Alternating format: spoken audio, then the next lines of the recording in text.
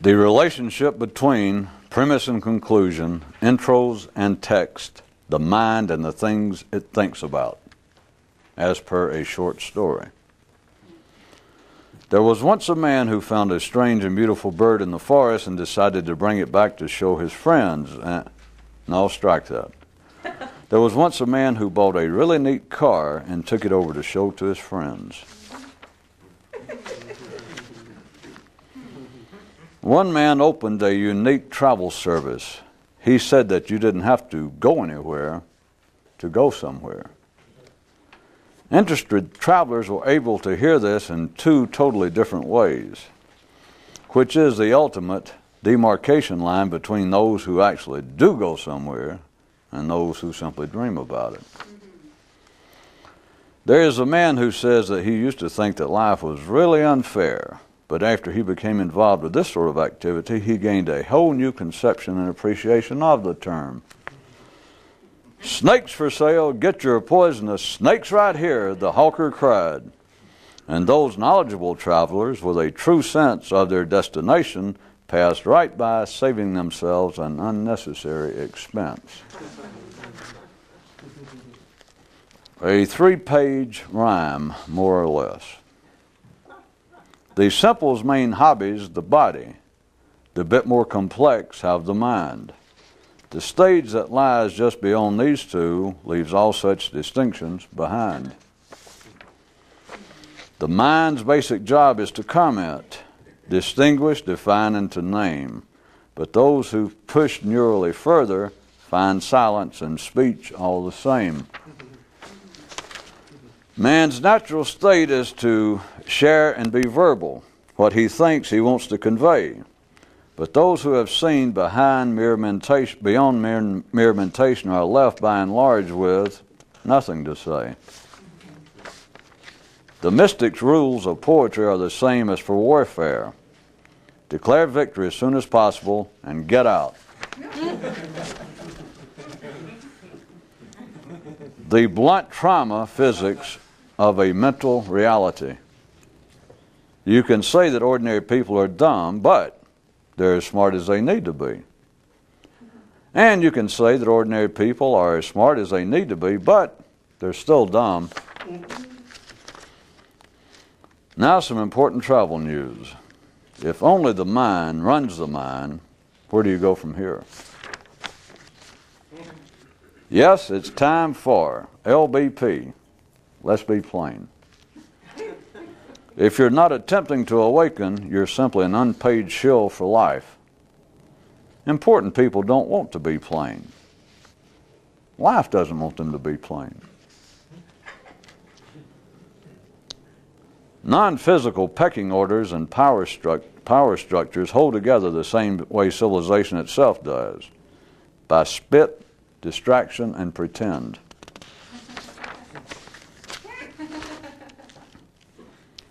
There are always those rediscovering the pervasiveness of dichotomies in the life of man. Some go on to determine particular examples detrimental, thereby awarding them an undeserved significance. There is no underlying significance to any particular dichotomy. Their significance lies in the fact that they exist. All thought is a separation.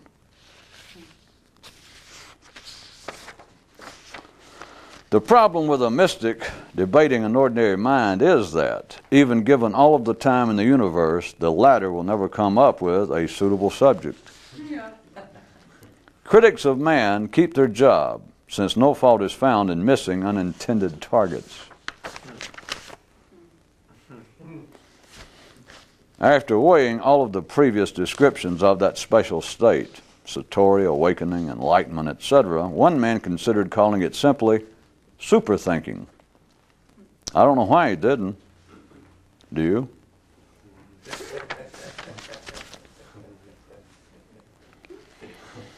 The officer with the city's rodent patrol told the homeowner, "Sir, you will forever have rats as long as you believe that some rats are tolerable and others not." The deeper whole verity of this is what is what unperceptibly keeps many standing by the door, apparently lacking the power to or knowledge how to step on through. There have been those mystical figures purported to have said that all mystical traditions should be unceremoniously destroyed. But in case you're truly curious, the term mystical traditions was a really bad translation of what they actually meant. Well, either that or it wasn't. And what they knew beforehand would be man's immediate mistaking of what they said was itself a blunt lesson and example of what they intended. How to tell that you are seriously civilized. You believe that everyone needs professional help. Believing this to be a benefit all shows how lost you are.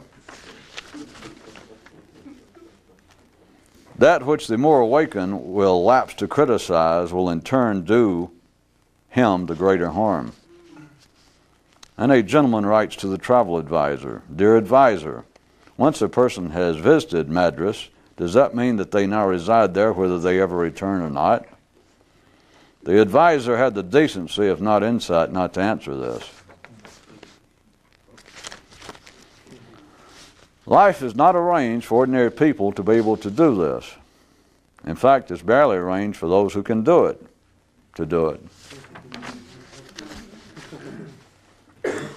Ordinary thought is no more than the breathing of the mind, and just as automatic as that done by the lungs. Envy, vanity, and mystical teachers. Those whose ass accommodates smoke blown thereup possess greater anal dimensions than understanding.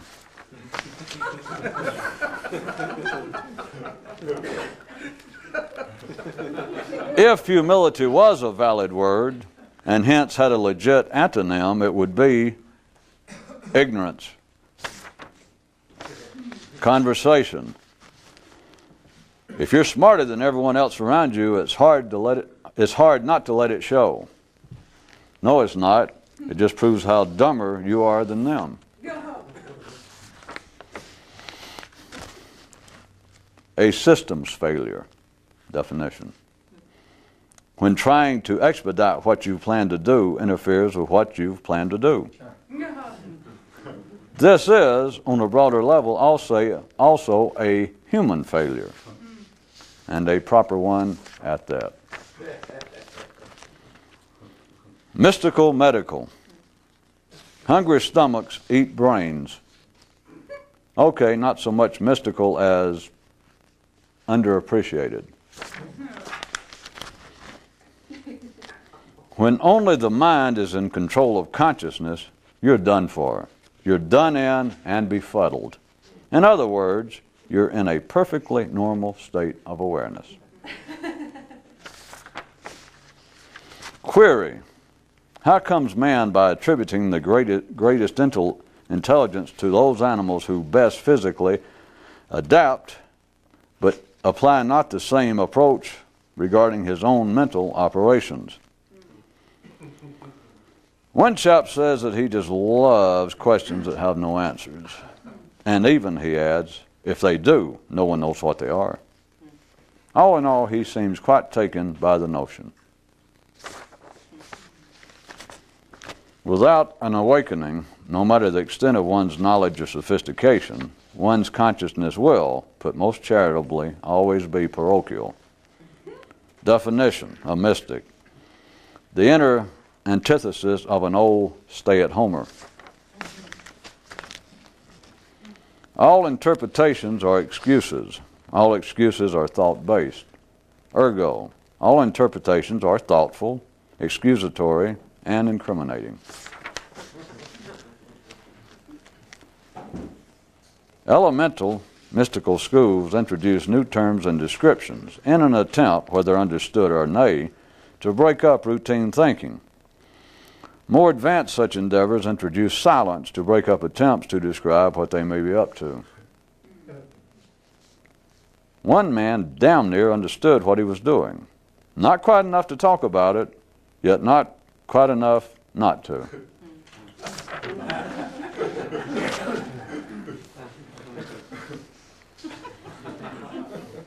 All of those with personal experience of the state eventually come to say, but I'm sick of thinking of it. Only one thing stands between a man and a higher state of consciousness, and it cannot be told. Well, sure it can, but then it's even more trouble. Snakes, get your red hot, deep fried, fresh alive snakes right here. Without the rituals and symbolic trappings, children are inclined to move to other playgrounds. Trying to say exactly what the greater awakened state of consciousness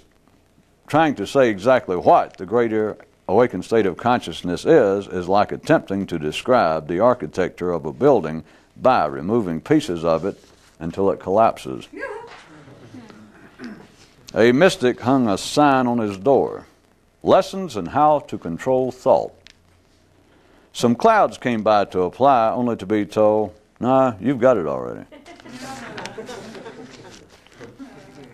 Revealed here now, for the first time, why the science of neurology isn't getting anywhere. When they open up the skull and look in, they don't know what they're looking for.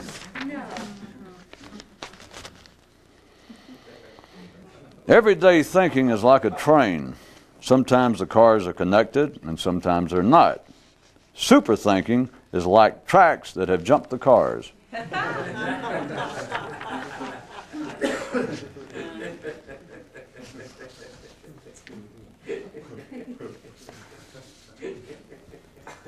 Thought, discreet. Satori, seamless.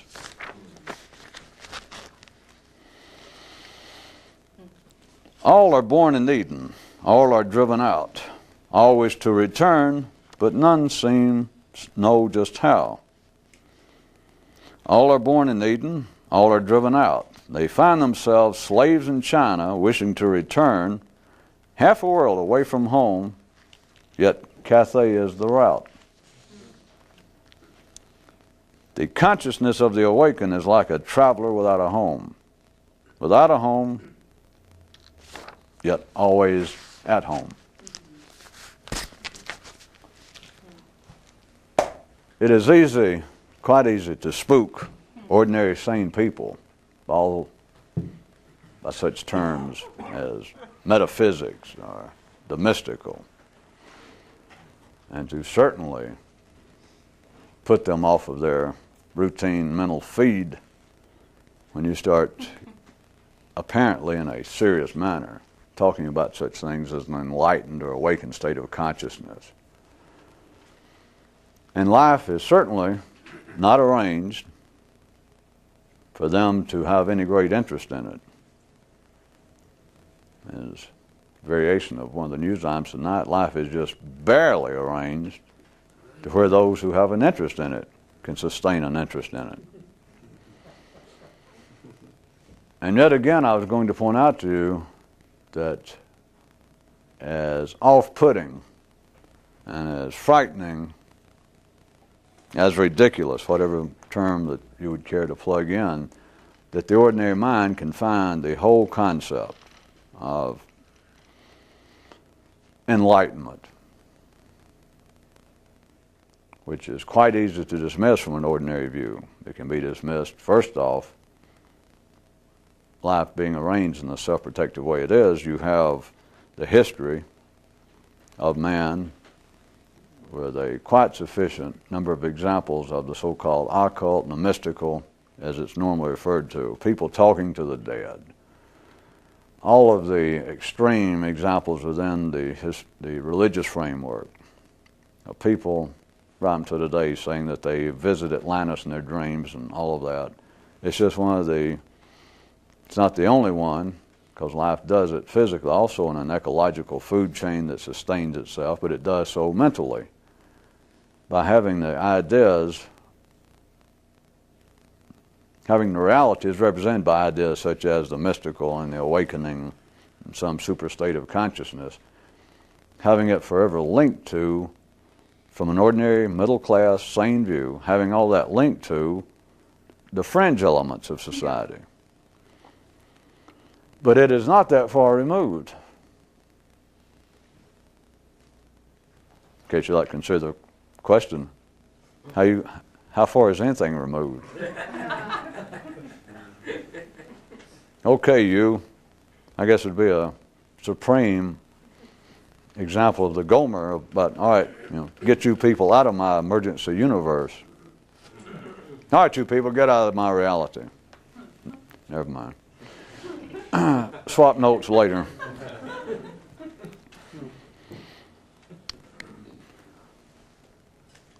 It does seem,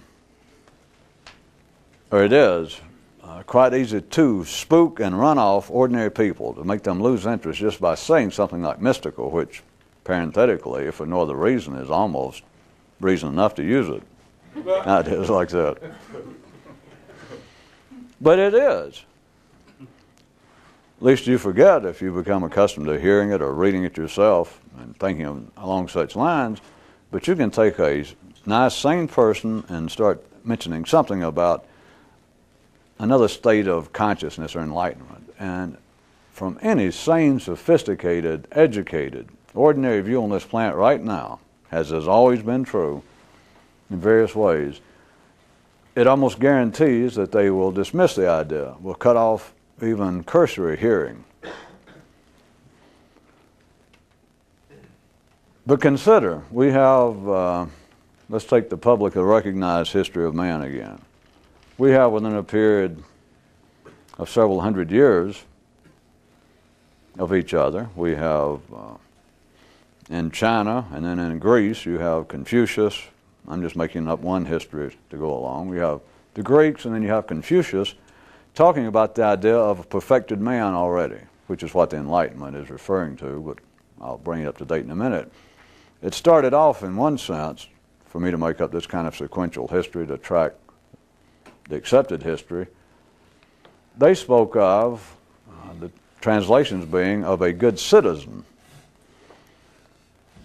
That's what Confucius, you can go back and read the English translations of what he was talking about, and it sounds as though he was talking about a good citizen and what it would take to be a good leader, just the other side of the dance team. And you can read about the Greeks were talking about a good citizen. But they were speaking still about someone that, to varying degrees, was represented. The notion represents a more perfected person, a better person. As long as it stays at that level of it being a citizen, you're speaking about no more, verbally, than the extension of man from the bio-survival level into the world of intellect, which quite ordinary people, sane people themselves, are attempting to do it. They do not have to be frightened by waving pieces of whale meat in the air with the word mystical written on it. They will accept the idea because any sane person, all the reasonable people on the planet at any particular time, including right now, have some notion of a better person. I wanted to say perfected man, but even that is still fraught with certain apparent metaphysical connotations. But when you've moved, if we want to look at it as a certain kind of ad hoc laying out of sequential history of man, that it's like it started out the idea of a better person, a more perfected man, and rather it sounded as though it was even spiritual, even though, or mental, but spiritual was their first, was the view even before mental perfection. But it was like a perfected man, and they wanted to refer to it as a citizen, someone who would be a decent Athenian, someone who would be a decent member of the Chinese culture, those who would fulfill their duties to defend the king, to defend their village, to defend their family, who would vote if they had the right to vote, who would pay their taxes to help pay the share to build roads and dig a common well. And it was to use that, or they used it, whether they meant more or not. They used it on the surface. The ordinary people of the time could listen to it and take it as being kind of an exhortation to be a good person, just to be a decent, ordinary, civilized person. That continues even to today. but it is still tied almost exclusively to behavior, if you notice. That when you speak about a good citizen, now let's take that beyond just the examples of Athens and Confucius, that a good citizen would just be a civilized human being. But even now, it still has, it has just as much weight, whatever terms are being used at whatever part of the world, that you are being urged on, everything from public service announcements to your leaders, to your family, to talk radio, to people conversing on street corners and around the water cooler, to be a better person. Of course, oftentimes it's in the abstract. They do not take it personally. It is the conversation of why cannot other people be better citizens? Why is it not safe for us to walk down the streets? Why do we have to pay so many taxes? Why do we have so many people who will not pay their share? But it's all on the basis of we should be better people. Everyone could be a better person. But at that level, it never passes the stage of reference to behavior. You can be a better citizen. You could be a more perfected man according to Confucius, according to all of the Greek philosophers, according to the church, according to all religions. You would be a more perfected man, and all you have to do is change behavior. Vote when you should, pay taxes when you should, attend temple when you should, contribute to the church when you should, but it's all on the basis of behavior. Again, using this ultimately irrelevant sense of a sequential progression of man, you could go from it being the appearance of man being urged on to be a better citizen, to being a better, instead of being a better person on the basis of civil behavior, civil responsibility, then if you moved into, let's just jump into the West to simplify this, into the dawn of AD, of Christianity. It is on the basis you should be a more perfected man on the basis of religious responsibility. It seems to be a higher calling. That's not my editorial comment. I'm taking the historical view, and it is right now still the genetic view of man the collective. Even people who are not religious, they would agree that if you are attempting to pursue some moral standard, if you're attempting to fit and to reach some goals of morality, even if they be presented in religious context, which, let us say, the observer is not religious, they would still agree that this would be a higher demand made of a person than it would be just to meet the civil responsibilities. It would take more to try and be. You understand, I'm trying to get you to see from a sort of a clinical, objective view, even with ordinary people, that as an atheist right now, a civilized atheist would agree, he would be in favor.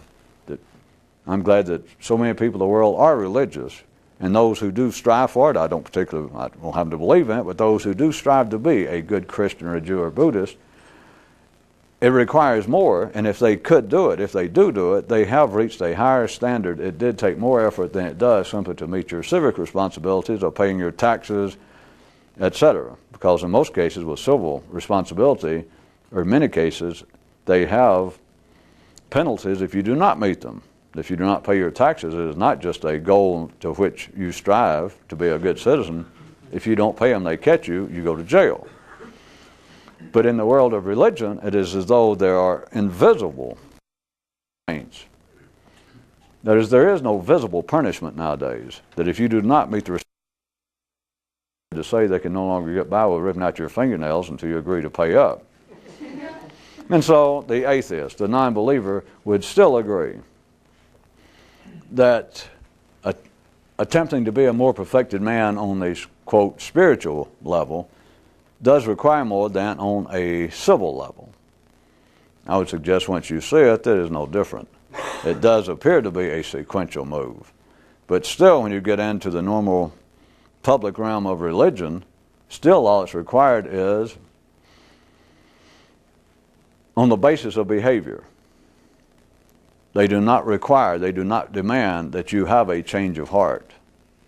The Catholic Church, if you're going to be converted, or if you're going to become a Muslim and convert from being an infidel or a Jew or a Christian, whatever it is, or you just agree that, yes, I want to join the Baptist church. My family was Baptist, but you're supposed to have your name down on the church's book. And so you come in and go through our procedure, have water sprinkled on your head, and you take a vow, and you hold up your hand, and you say, yes, I am now. I believe in all the beliefs of this church, and so I am now one of you. And they can say, well, you are now converted, or you're now a part of it.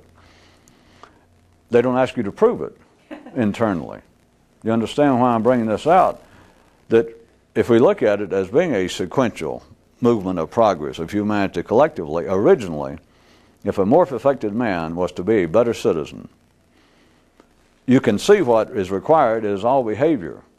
A good citizen, you just have to behave in the way that is determined to be, that has been collectively decided to be. This would be a good Athenian. This would be a good Greek. You would do the following things. And so if you did them, you would be a more perfected person. And it did not have to be with or without any overt metaphysical connotations. You were simply accepted by your neighbors, your peers. You were accepted philosophically as being a more perfected man, that was the goal. To be a good Chinese, to be a good Greek, to be a good Turk, to be a good Indian. But it was all on the basis, in my made-up sequence, which is not that far afoot from the way they look at it now, it was to be a good citizen. It was behavior. It was all observable. It was all physical. Do you vote? Do you defend your country when called upon? Do you pay your taxes? Do you go out, if it was everyone's duty that once a month to go out and help clean up the public square, or help collect garbage? Do you do your physical duties that we can observe? That would be a more perfected man. Then it would appear to be that it increased the stakes, the requirements, and obviously the mind always believes the potential payoff. But it believes then that once men became religious, that they gave an increasing degree of their attention, which equates to ordinary people, into their energy physically, into spiritual matters, as they call it. That instead of just being a good Greek, instead of just being a good Indian or a good Turk, not that it had any less value, that wasn't the point, but now it was as though we have become now more civilized. That if we were Greeks, for instance, and we were now in, I'm just making all this up, 500 AD, then you could say, well, it requires more to be a good Greek, which they consider to be the height. I mean, that's the highest compliment you could pay. All civilizations always believe that to be a good Greek, that was the best you could say. But then they would agree that 500 BC, that to be a good Greek now requires more than it did 500 BC. That just to vote, just to do so-and-so is no longer sufficient. We now have a greater duty spiritually. It sounds, as it should, it sounds as though it is a benchmark along the way of progress. And yet, what is required still? In the same way that they could not see into a man's heart when he was just trying to be, or being urged to be a better citizen, still they cannot see into his, quote, heart when he says, well, I am now not just a good Greek, but I am now a Greek, and I am a Greek Orthodox. In other words, I'm a Greek civil citizen, but I'm also a Greek religious citizen.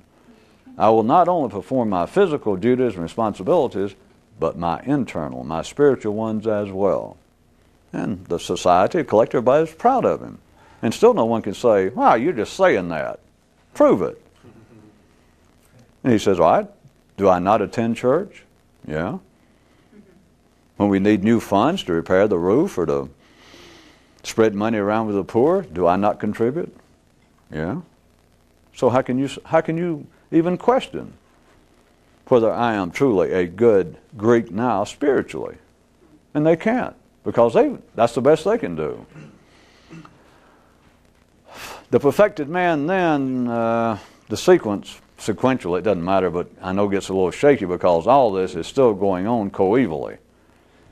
But then apparently, let us move that if we're going to call it this, that went from man trying to perfect himself collectively, that the story seems to start out over here, down a horizontal line of sequential time. It starts out in a civil manner, urging men to be better citizens.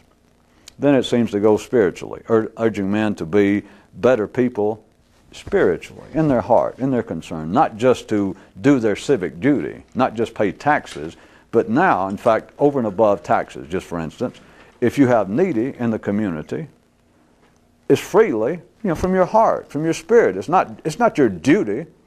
Here in Greece, we have not passed a law saying you must contribute to hungry families. But if you are indeed a true Greek, after all these years, you would simply do so out of the bounty of your heart, out of being a good Greek, out of being a more perfected man. That seemed to be sort of the next step. Then the next one would seem to be going from the civil to the religious to the philosophical. Would seem to then be to try and perfect oneself mentally. Not that they'd accomplish the first two, but that's beside the point. You can't stop along the way being ordinary and worry about, wait a minute, who do I think I am? I can't even do what I claim I can do. How can I claim I'm going to do something new when I can't even do that? No problem. No. It's not an ordinary man's problem right there. He just goes right along. But at any rate, then it seems to be that it would be moving, or had, from one view you could say it did move into the philosophical. That then, and I don't mean just philosophical in the academic sense, but philosophical / scientific. Of it's not just men being concerned with being better citizens and performing their civic duty, and it's no longer just. Not that it negates all that's gone before, you understand. It's just an adding to, is the way it appears to be. That you are now a good Greek citizen, to use that allegorically still, that you fulfill your civic duties, and that all of Greece has, all of your area has. And then you have moved into the realm of the spiritual, that now the Greeks, or whoever you were,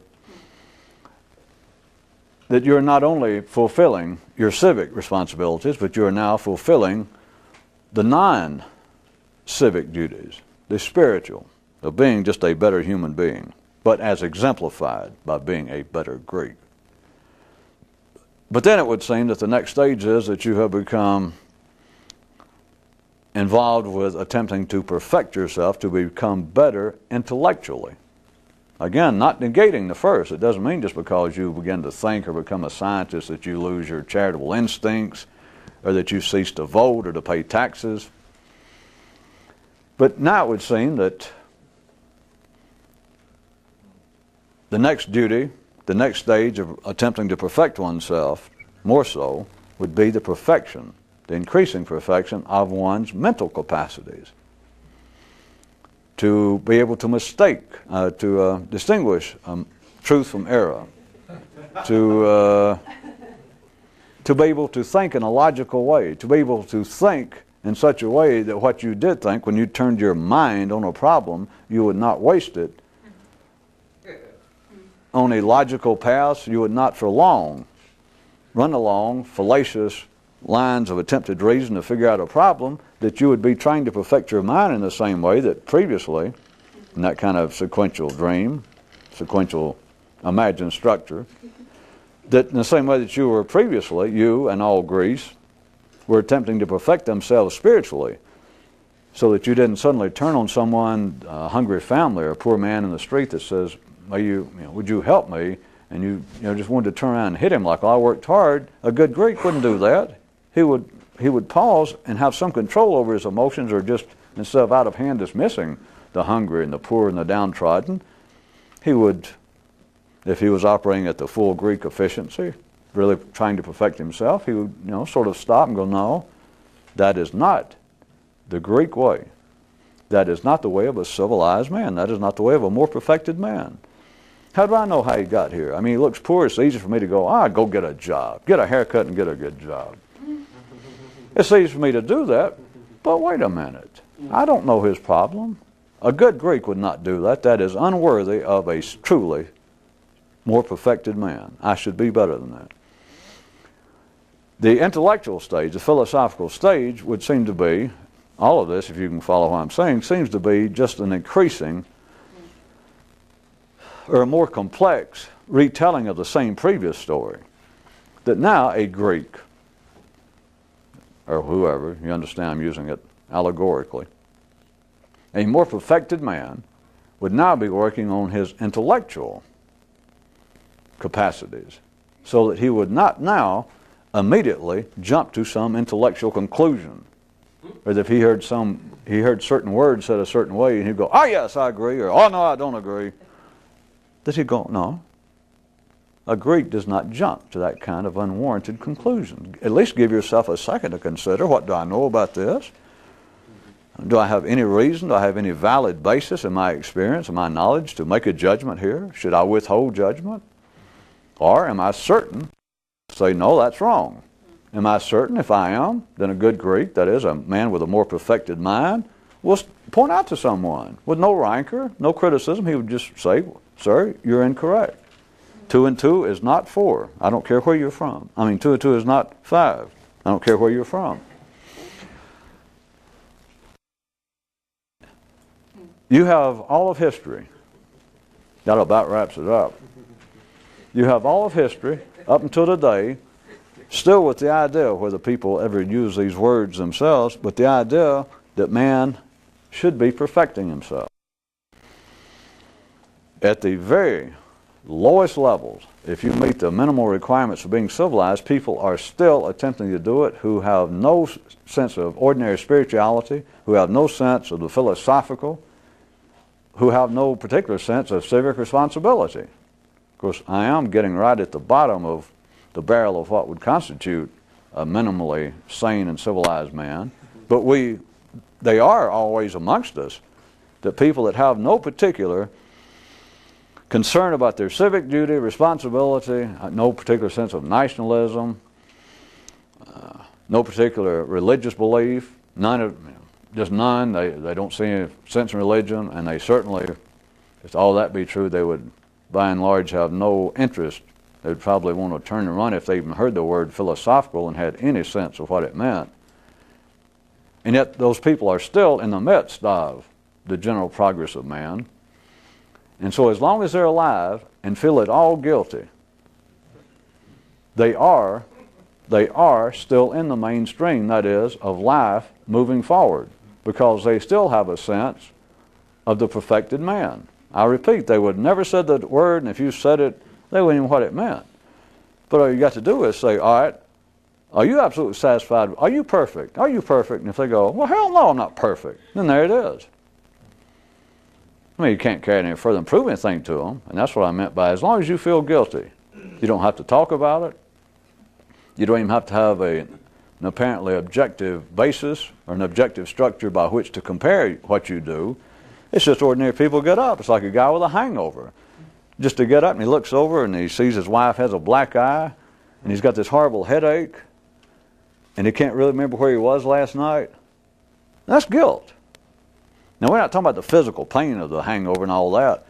If you're guilty, if you feel guilty at all, you're civilized. And if you're civilized, you have a sense, be it nonverbal or not, or be it verbal or not, you have a sense of the perfected man, or else you would not feel guilty.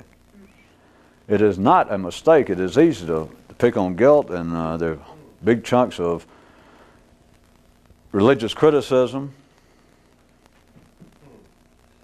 large segments of Western psychology made up over attempted examinations, if not dismissals, of guilt, to say that people should not feel guilty. And they come up with examples that once you get into specifics, it offers no room for any profitable debate. If somebody says, well, here's a poor guy, look, hey, he washes his hands 14,000 times a day because he feels guilty because his mother caught him one time with his hand in his diaper and says, oh, that's hard. And so now, he goes around and he's got some kind of phobia. Now, if you pick out an example like that, there's nothing to say. You understand? I was just trying to pick an example because they do say, well, boy, guilt serves no purpose.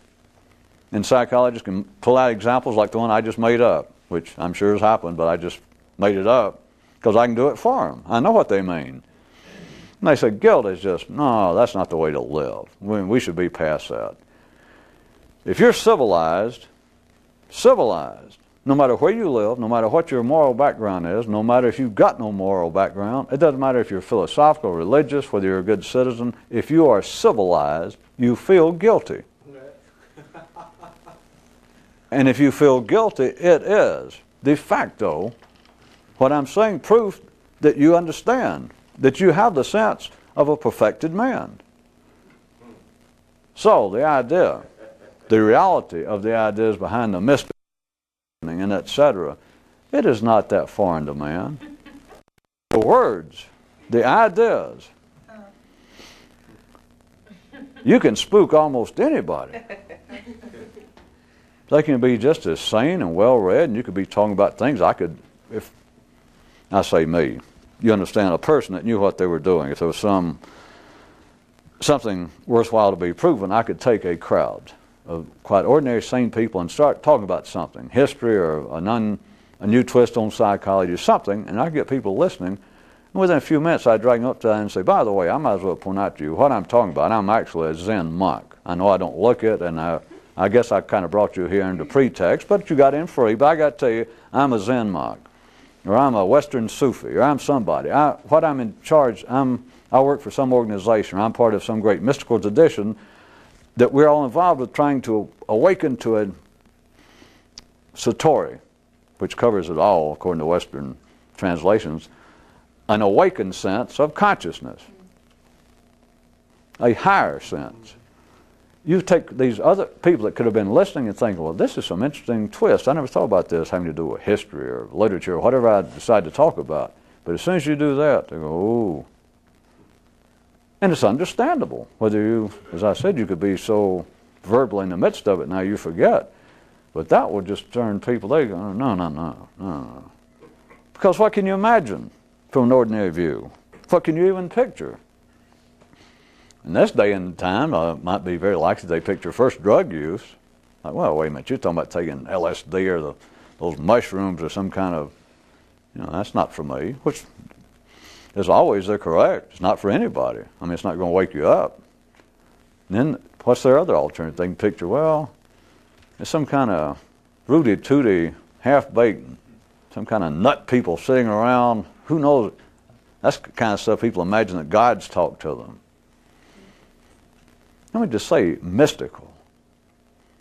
Even though the dictionary can give you a different definition, but the mystical, you picture, if you're an ordinary person, you picture some idea of a guy in a robe or living out in the woods and eating berries, or that sits under a tree and meditates.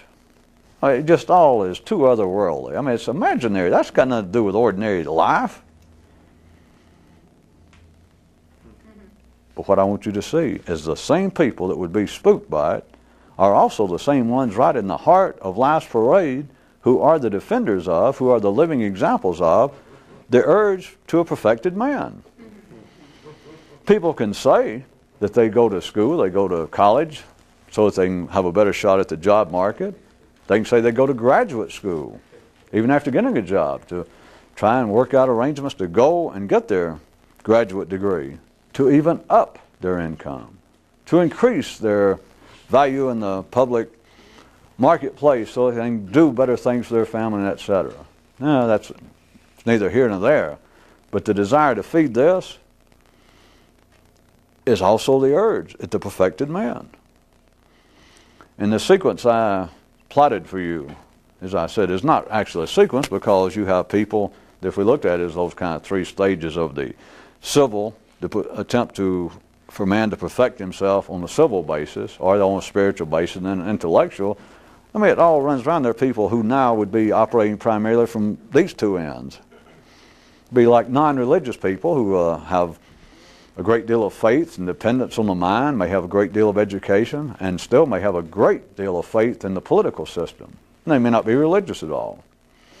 You can have all sorts of combinations, and it's not either or in any case, but it is like this kind of seamless spectrum that did not go in an actual temporal sequence, because you can still relive it all. You can go back to one or the other. You can do all sorts of combinations.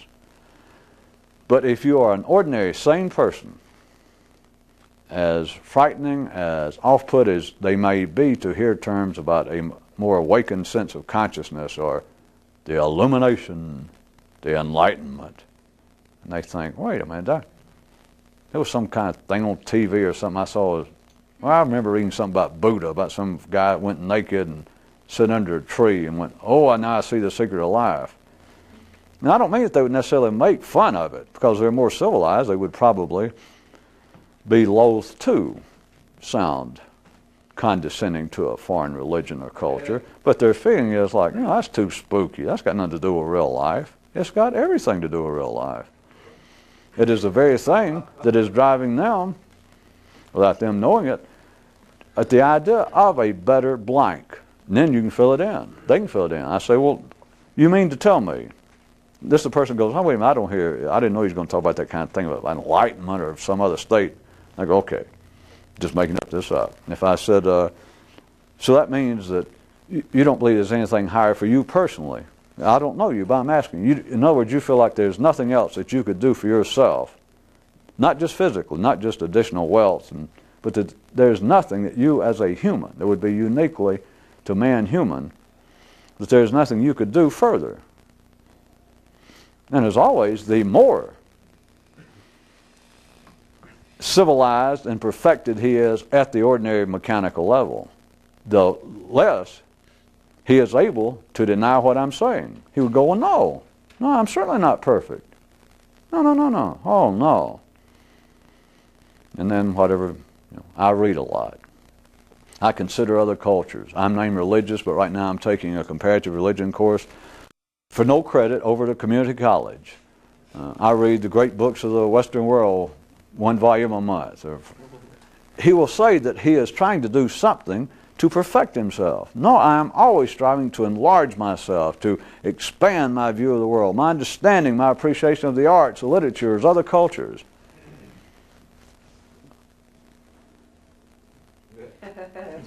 Well,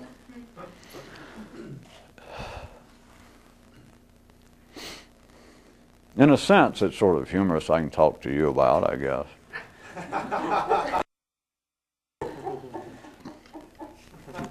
There's nothing new. I don't mean that I'm just going to present for the first time, but to point out that everything that the mainstream of life believes, has always said, always believed, would constitute a more perfected person. No matter if the context seemed to be political, spiritual, intellectual, or cultural, artistic, even psychologically, in reference to psychological stability or health. They're all about one thing. Even though they run for the hills when they hear it, if everybody, which can't happen, but if everybody were more awake consciously, which it does have an objective sense only to those who do it, but at any particular time, that right now on this planet, that if everyone were enlightened, then every complaint that man has, all forms of guilt, all forms of so-called psychological problems would be instantly gone. Instantly. That's not going to happen. But that's how far removed man is. That's how exotic, that's how otherworldly, that's how spooky it is. That the very things that the most sophisticated, ordinary, intellectual people, the highest they can imagine, the things that they would describe, if I asked them, to me, tell us, you describe, what would be a more perfected man, either individually or collectively? What would raise the level, the quality, the understanding, the depth, the charity, the humanness of humanity right now? What would it take? And whatever he describes, I'll take it. Whatever they would describe, whatever you can imagine, all you got to do is be more conscious. All you got to do, those of you who know what the state is, you know it. If you can get back in that state, if everybody was in that state, every complaint that humanity has is gone. I mean, it's just gone. There's nothing else to say. It doesn't exist. That's how far removed it is.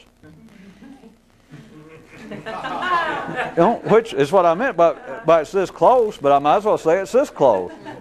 It's like this. That's how close it is, because all you got to do is start saying something about enlightenment or another state of consciousness. And the very people that in one sense are right in the forefront of life's ordinary march of progress, those who verbally and even physically, behaviorally, will pay a reasonable amount of attention, if not physical lip service, to the idea of a more perfected man. They'll do it under specific forms, as I said. They believe, well, I'm perfecting myself, or humanity should perfect itself more so politically. We've got to go over all these small-time political wranglings. Our man should be perfecting himself more along spiritual lines. True spiritual lines, perhaps, not sectarian, but in just the greater sense of expanding one's soul, the spiritual aspirations, the spiritual potential. Whatever it is, they're saying that. The very ones, and all you got to do is say something about another state of consciousness, the very ones that in one sense should hear it. I'm saying should hear it, surrounded by 200 quotation marks, because as soon as they hear the idea of enlightenment or something, it's just such a beautiful arrangement.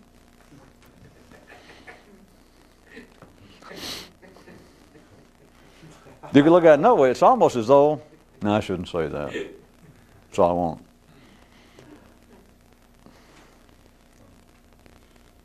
It almost leaves you with nothing to say, does it? Yeah, but I thought we'd established that. Well, I'd established that. I just established it with you every now and then verbally, and you hear it and you go, that is so extreme, it's got to be right. I mean, that's so Zen-like that it's nothing new, because somebody's always been pointing that out one way or the other. Except man cannot stop talking. No. I guess we could conclude tonight, since some of you seem to... Maybe sometimes I should, for the last 5 minutes, just reread at least all or some of them, because have you noticed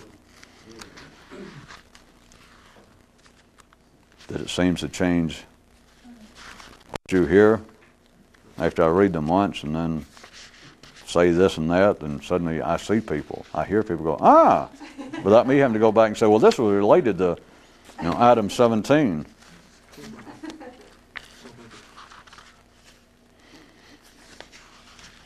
Here's a new approach. Instead of ending up the last 2 or 3 minutes of rereading them, end up the last 2 or 3 minutes looking for them and can't find it.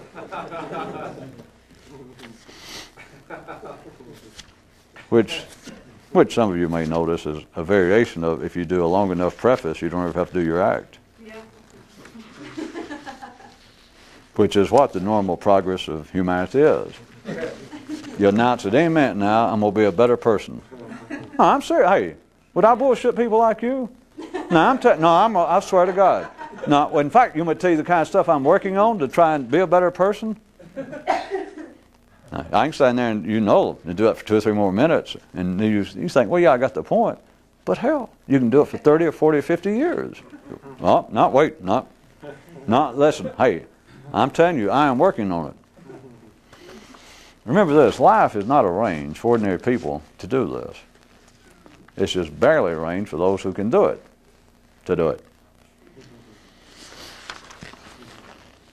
A 3-page verse, less or more. The simple's main hobby is the body. If you can hear, I know it gets hard sometimes, but this is a kind of a variation of a tracking of going from trying to be a better person behaviorally, physically, a citizen. Then you apparently get into internal matters. The simple's main hobby is the body, which has always been true. Ordinary people, what's their biggest hobby? Eating and screwing. And then sleeping. And then wake up in time. Wake me up in a minute when breakfast is ready. The simple's main hobby is the body. The bit more complex have the mind. The stage that lies just beyond these two leaves all such distinctions behind.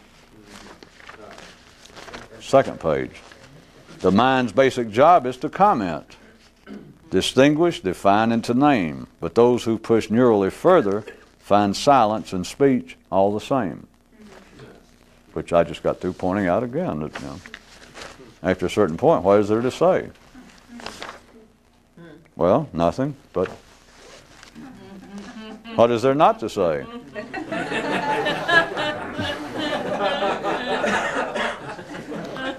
Which page 3 was sort of a real more poetic wrap of what I was just saying. Man's natural state is to share and be verbal. What he thinks, he wants to convey. But those who have seen beyond mere mentation are left, by and large, with nothing to say. This was page 4 is when I said more or less. I call it was labeled a 3-page verse, but more or less. This is the more. The mystic's rules of poetry are the same for him as warfare. Declare victory as soon as possible, then get out.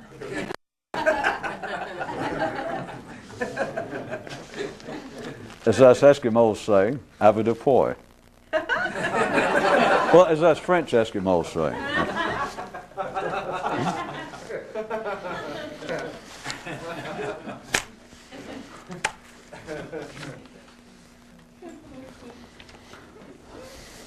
Oh. Are you?